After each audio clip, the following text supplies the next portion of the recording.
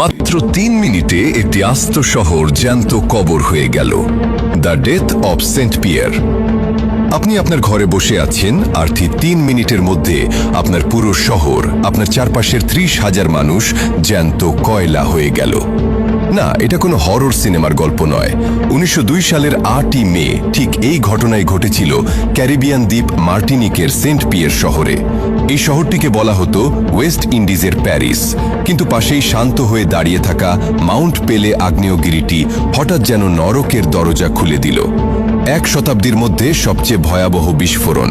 আকাশ ফুঁড়ে নেমে এলো 1000 ডিগ্রি সেলসিয়াসের জ্বলন্ত গ্যাস আর বিষাক্ত ছাইয়ের এক দানবীয় মেঘ। ঘন্টায় শত শত কিলোমিটার বেগে ধেয়ে আসা সেই জ্বলন্ত মেঘ মাত্র কয়েক মিনিটের মধ্যে আস্ত একটা শহরকে মানচিত্র থেকে মুছে দিল।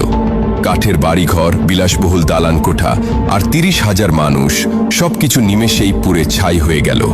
নদী আর সমুদ্রের পানি ফুটন্ত গরম হয়ে উঠেছিল, কিন্তু এই মহাপ্রলয়ের পর যখন উদ্ধারকারীরা পৌঁছালে তারা স্তব্ধ হয়ে গেল। যার মধ্যে একজন ছিলেন লুই অগাস্ট সিপ্রিস নামে এক কয়েদি, যাকে একটি অন্ধকার মাটির নিচের পাথুরে জেলখানায় বন্দি রাখা হয়েছিল। যে জেলখানা তাকে শাস্তি দিচ্ছিল সেটাই অলৌকিকভাবে তাকে এই নরককুণ্ড থেকে বাঁচিয়ে দিল। প্রকৃতির এই ভয়ঙ্কর রূপ নিয়ে আপনার কি মতামত? কমেন্টে জানান।